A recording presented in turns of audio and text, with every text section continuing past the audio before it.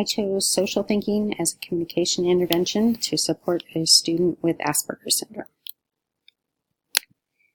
A little bit of background about my student. A high school student being served on a behavior IEP. He took all of his academic courses in the general education setting, which was a first for him. He was supported for first semester by a one-to-one para who was phased out second semester in preparation for post-secondary transition.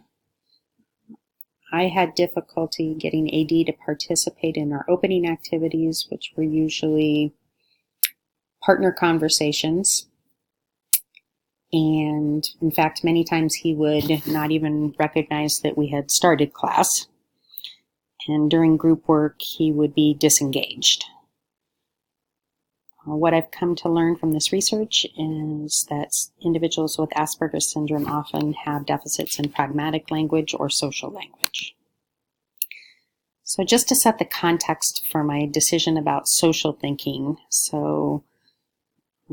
I have chosen to use the CASTLE model to teach social emotional learning skills in my classroom around these 4 concepts.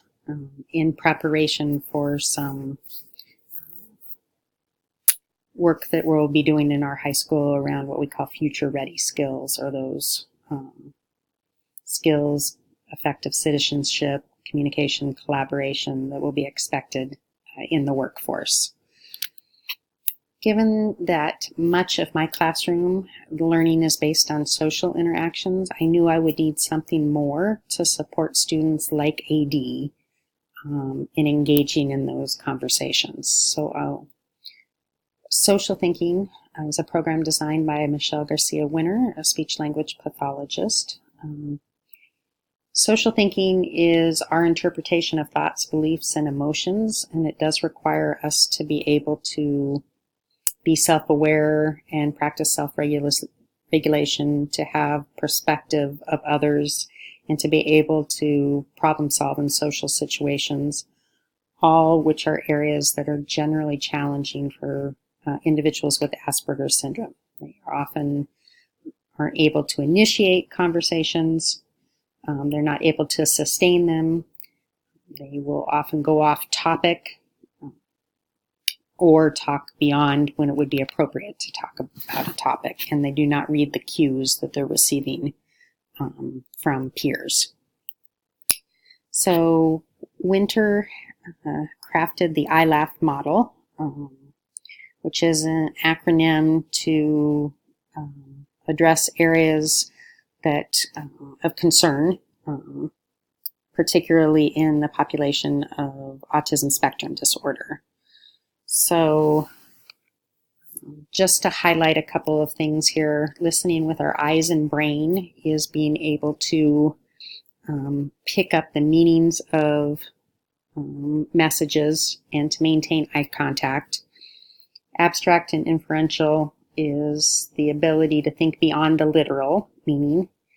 And Gestalt processing is getting the big picture. So many times our students on the spectrum aren't able to understand the overall concept of the conversation, which is why they often use off-topic remarks. So in thinking about what AD needed, I recognized he was going to need some help with comments and questions, 2 pieces that keep the rhythm of a conversation and extend it, and that he would benefit from some opportunities to plan those conversations ahead of time with my prompts to be prepared for a peer interaction. When we did group work, I started recognizing that he would benefit from a printed plan of both his role in the group. He had trouble finding visuals around the room, and that he also had a plan, a graphic organizer for how the conversation was going to go, so he knew exactly how that group work was going to play out. And then finally, that he could benefit from some topic cards to be part of that conversation so that he could be prepared to contribute to that group work.